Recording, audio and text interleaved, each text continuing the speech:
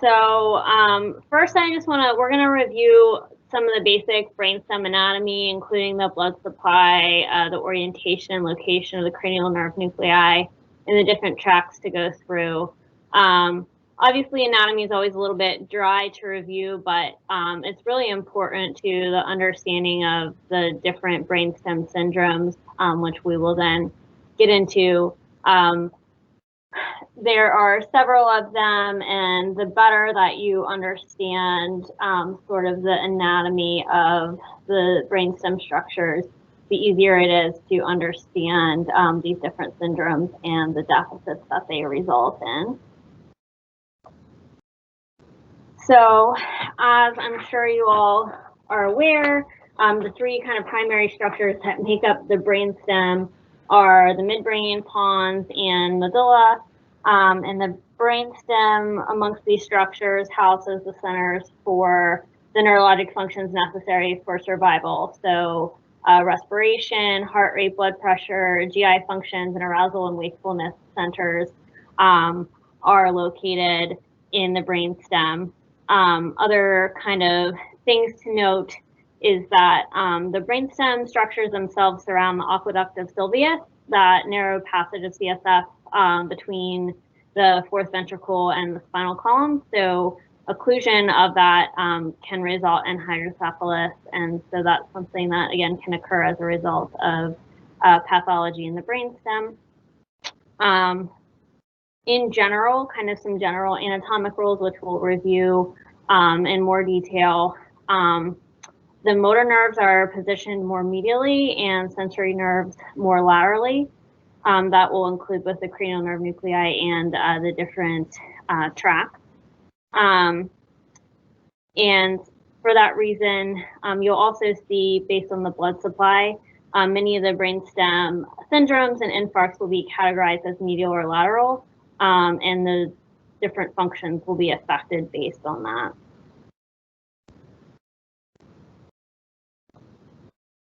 So just kind of some radiologic views to kind of get another picture of those structures.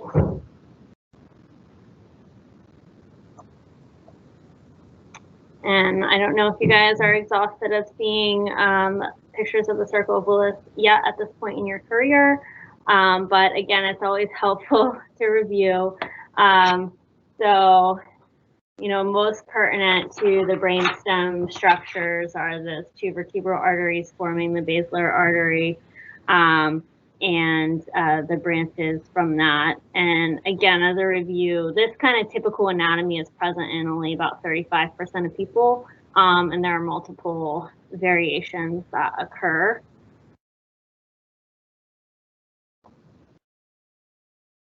Another picture.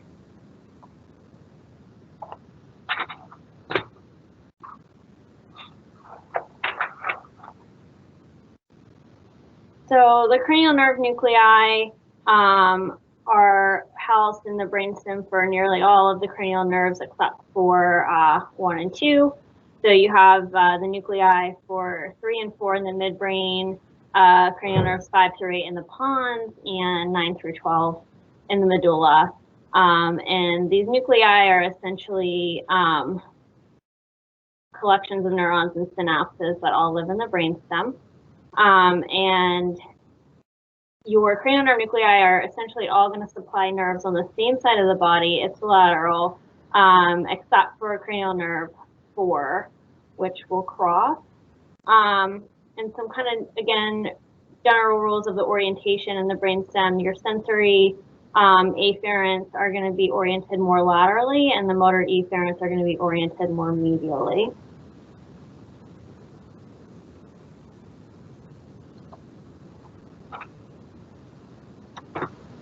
So from the primary tracks, again, the brainstem is really connecting the cortical structures to the spinal cord.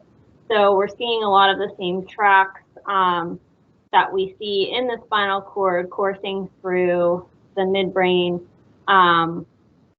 to kind of provide that bridge communication and the different decussations you'll see at different levels of the midbrain as well.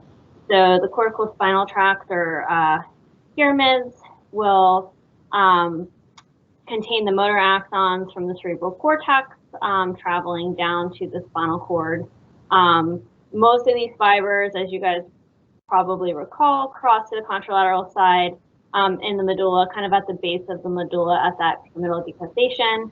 And essentially, these are traveling from the motor cortex to the posterior limb of the internal capsule, and then as the corticospinal tract down the midbrain, pons, and medulla, again, mostly medially before they cross over and then continue to travel down the spinal cord.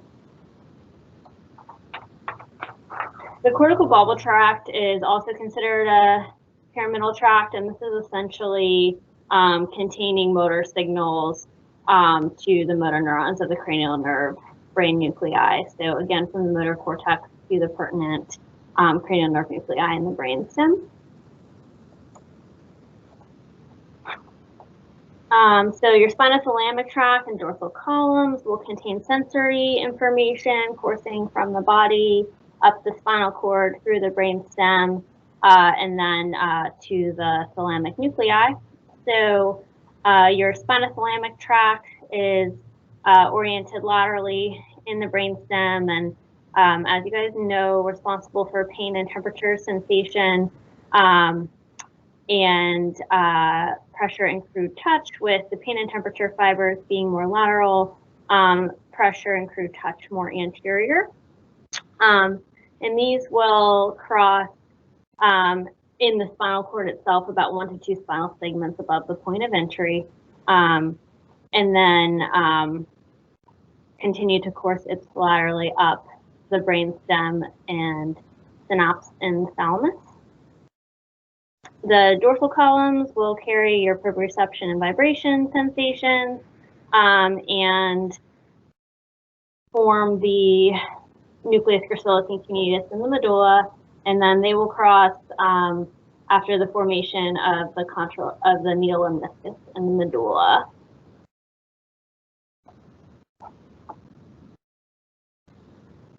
So you also have the cerebellum kind of oriented dorsally or posteriorly to the brainstem structures, and multiple tracts connecting the cerebellum to the brainstem structures.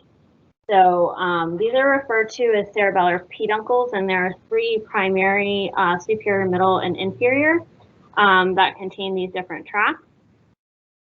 So the superior peduncle connects the cerebellum to the pons and midbrain and contains the dentro-rubrothalamic tracts and the ventral spinocerebellar tract. And these tracts really kind of sound like mouthfuls, but when you kind of slow them down, they're essentially telling you exactly what they are. So your middle peduncle connects the contralateral pons to the cerebellum, and that will contain your essentially pontocerebellar fibers, so connections between those 2. And then your inferior peduncle connects the medulla to the cerebellum, and that will contain the dorsal spinocerebellar tract.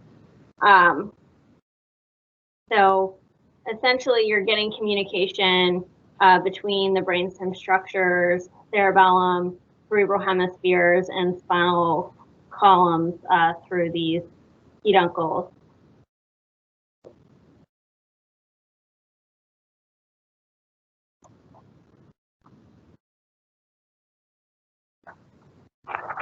So now we'll kind of review the anatomy of the structures at each segment of the brainstem and then the associated syndromes with infarcts in those areas. So the midbrain is, of course, the most rostral part of the brainstem, adjoining superiorly to the thalamus and inferiorly to the pons. Some pertinent midbrain structures to keep in mind. So you have the cerebral peduncles, which are this pair of kind of cylindrical bodies that are present ventrolaterally, and these contain the corticospinal or motor tracts.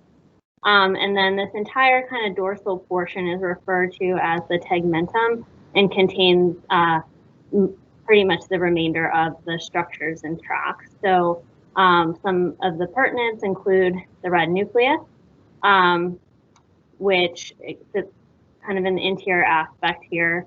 And this receives fibers from the superior cerebellar peduncle and the medial lemniscus. And then as you kind of course down the brainstem, the axons from this red nucleus will cross midline and form the ruber-spinal tract in the spinal cord. So this is the pathway. This is kind of the start of the pathway from the cerebellum to the lower motor centers, and it incorporates motor coordination and the use of proprioception and vibration in motor coordination. The medial lemniscus is also here, and as we discussed, is basically the decussation of the nucleus gracilis and cuneatus from the medulla, containing the fibers for vibration proprioception. You also have the medial longitudinal fasciculus, or MLF. So this structure is arising from the cranial nerve 8 vestibular nucleus, and is important for maintenance of gaze. So it carries information about directions I should move related to head movement, and mediates conjugate gaze and maintenance of gaze. You also have the cranial nerve 3 and 4 nuclei. So you have, for cranial nerve 3, the oculomotor nucleus and the Edinger-Westphal nucleus, and then the cranial nerve 4, or trochlear nucleus.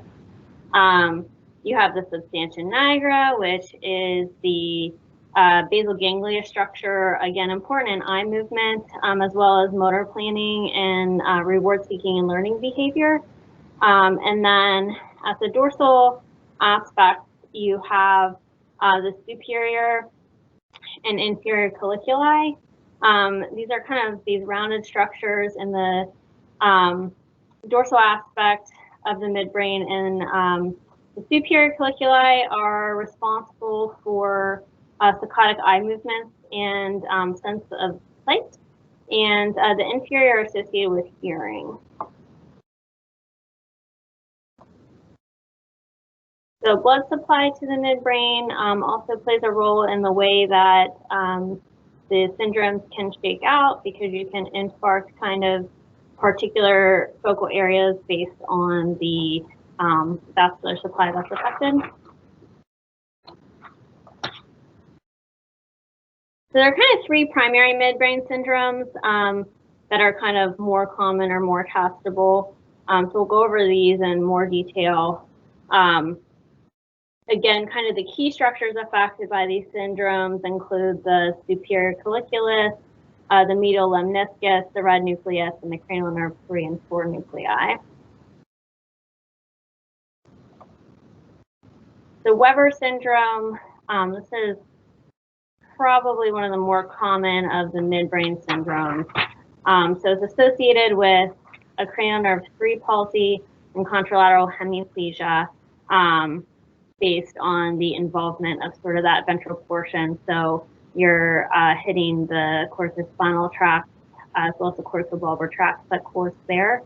And then the cranial nerve 3 fibers, as they're coursing from the cranial nerve 3 nuclei here, will also be hit. So you'll get that cranial nerve 3 palsy.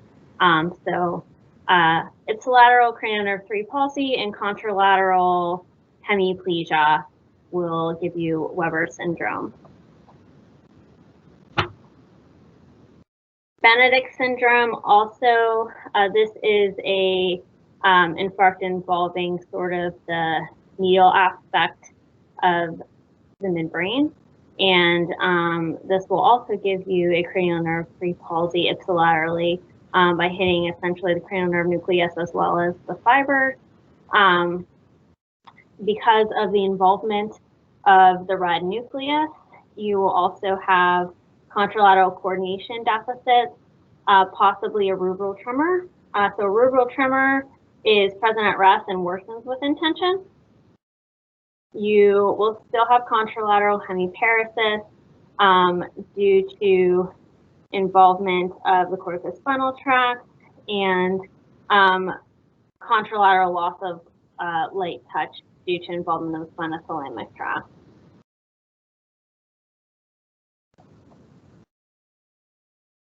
hairy nose syndrome is primarily ocular deficits, oculomotor. So you're essentially having involvement of the superior colliculus and the pretectal nuclei for cranial nerve 3.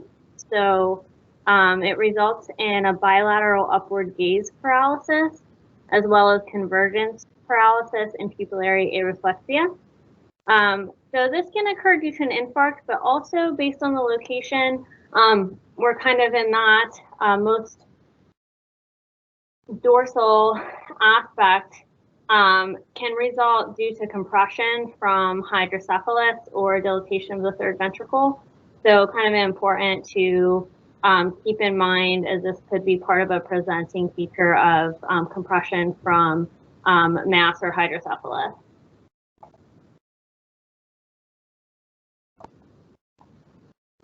There are some other named midbrain syndromes. I usually don't go over these in detail because they are rare clinically and just as rarely tested. So this is something that you guys can review on your own, but really most important midbrain syndromes to kind of keep to memory are the 3 that we just reviewed.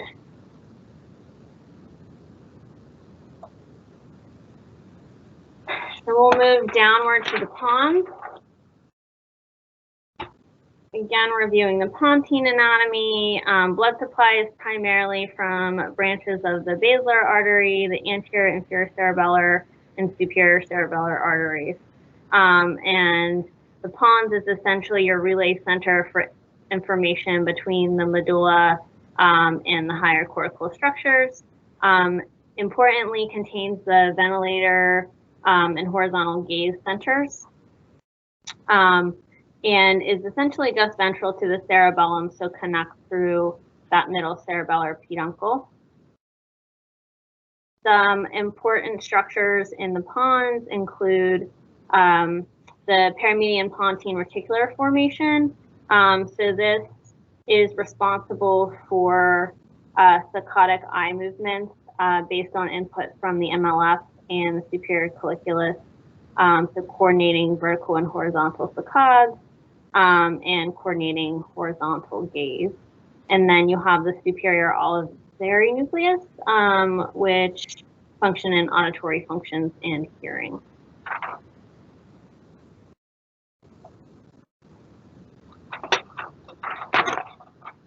Pontine syndromes are typically divided into the upper, middle, and lower pons, as well as medial versus lateral. So pertinent structures in the upper pons would be the superior cerebellar peduncle, the spinothalamic tract, medial and lateral lemniscus, and the medial longitudinal fasciculus. In addition to those in the middle pons, you also have additional pontine nuclei and pontocerebellar fibers, cranial nerve 5 fibers, and the motor and sensory nucleus of cranial nerve 5. And additionally, in the lower pons, you'll have the cranial nerve 5 spinal tract, the cranial nerve 6, 7, and 8 nuclei and fibers.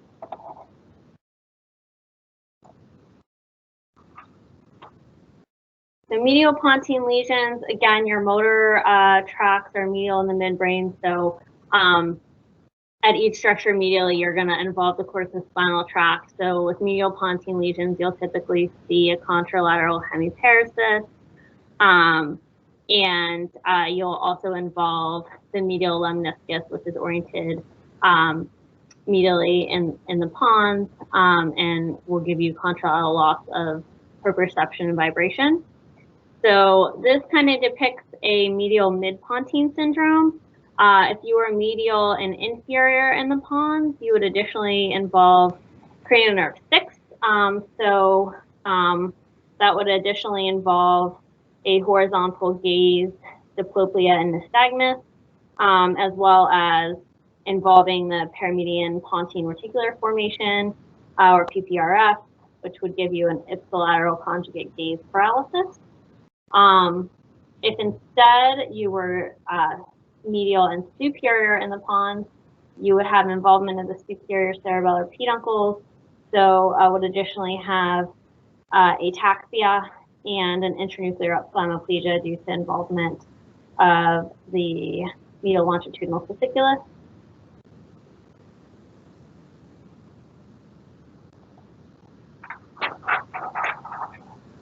So in the lateral pons, you will have involvement of more of the sensory tracts, so the spinothalamic tract, giving you contralateral loss of pain and temperature, some of the autonomic fibers, which will still result in an ipsilateral Horner syndrome, and then the trigeminal sensory nucleus and tract, so ipsilateral loss of facial sensation.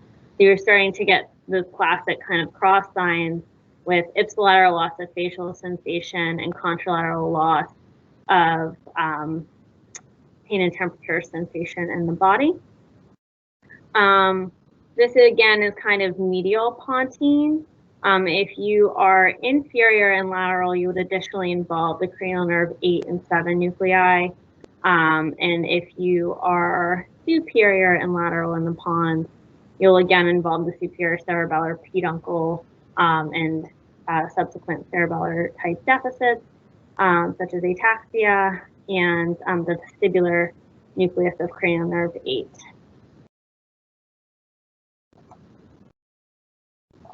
So some of the named pontine syndromes, Miller-Dubler syndrome, this will involve the cranial nerve 7 nucleus and tract, so giving you an ipsilateral facial palsy in the coracospinal tract, resulting in contralateral arm and leg weakness. This usually occurs due to occlusion of the perimedian branches of the basilar artery, and again, sort of that classic cross sign syndrome with ipsilateral face and contralateral body involvement.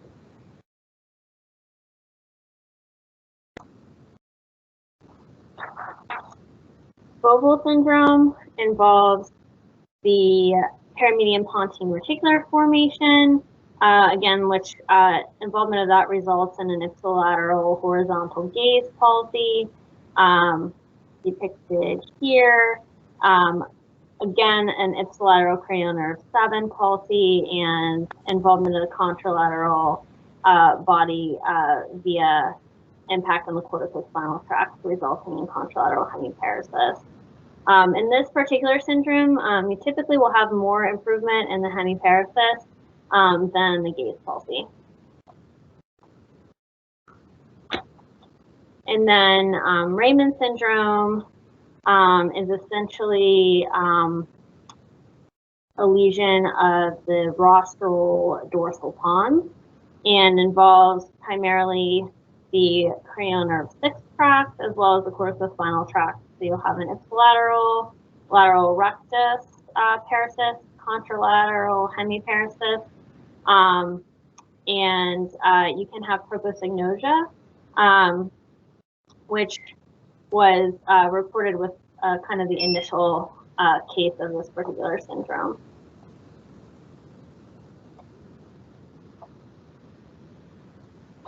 So locked in is probably the most famous or recognized of the pontine syndromes. This typically occurs due to occlusion of the basilar artery, resulting in lesion of the base of the pons. So this involves both coracospinal tracts, both corticobulbar tracts, resulting in paralysis of all cranial nerve muscles except those for eye movements. The reticular formation is often spared due to its location, and so the patients remain awake and alert. Other than vascular disease, such as occlusion of the basilar artery, this syndrome can also occur from other factors, including trauma to the brainstem, tumors, and infectious processes. The primary cause of death in locked-in syndrome is due to extension of the lesion, ultimately resulting in pulmonary and cardiac compromise. The key features clinically are tetraplegia, anarthria, aphonia, but preserved auditory and visual function, arousal, and ability to communicate via eye movement.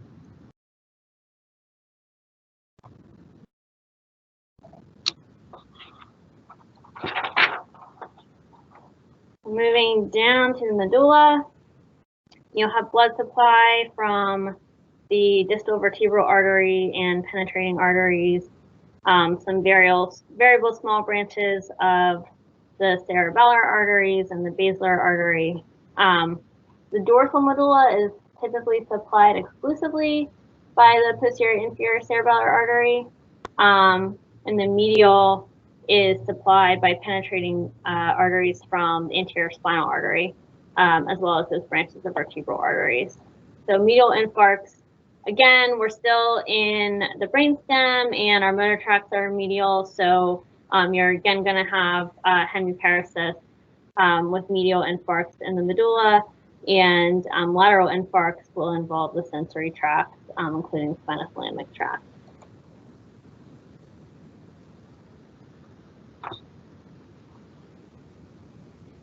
Another picture of the medullary anatomy.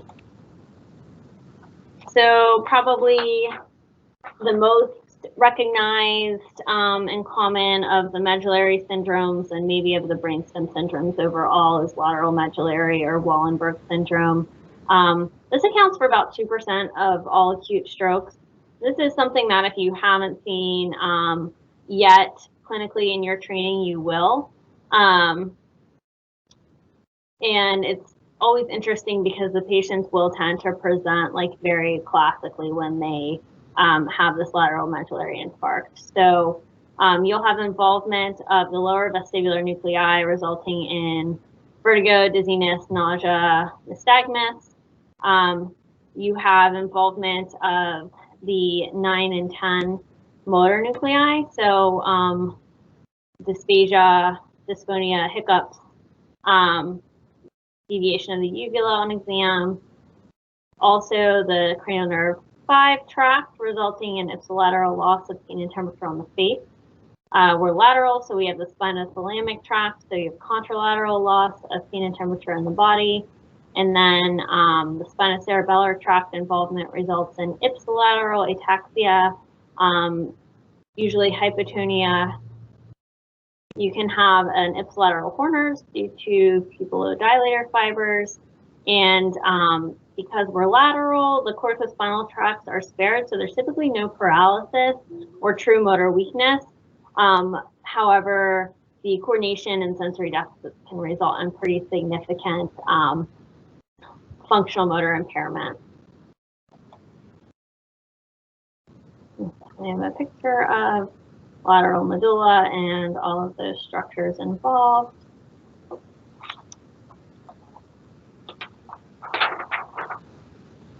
Another kind of picture of what this looks like.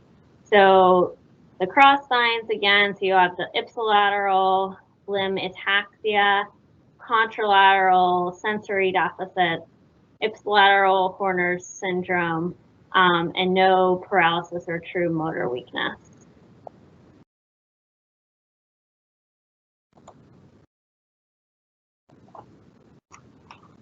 Medial medullary syndrome, much less common, will involve the corticospinal tract, of course, because we're medial, the medial lemniscus, and the cranial nerve 12 nucleus. So contralateral hemiparesis, contralateral vibration proprioceptive loss, and ipsilateral tongue weakness.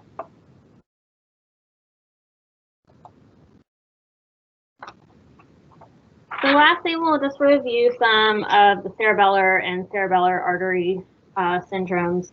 So kind of just classic cerebellar signs, which will present with pretty much any lesion of the cerebellum or lesion in the midbrain involving the cerebellar tracts or peduncles, include vertigo, headache, nausea and emesis, which can be somewhat refractory to treatment, and gait ataxia. So kind of looking at the primary cerebellar arteries and results of occlusions. The superior cerebellar artery will result in, if you have a complete occlusion, you can involve some of the subcortical structures, so the thalamus and subthalamic area, the occipitotemporal lobe, and then the lateral tegmental area of the upper pons.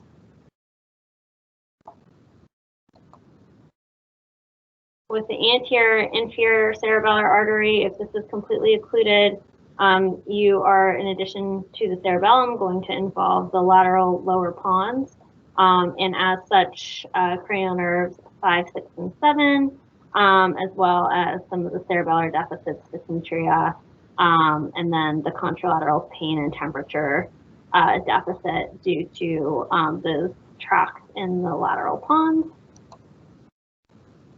And then the PICA, or posterior inferior cerebellar artery, occlusion will result in involvement of the dorsolateral medulla and symptoms related to that.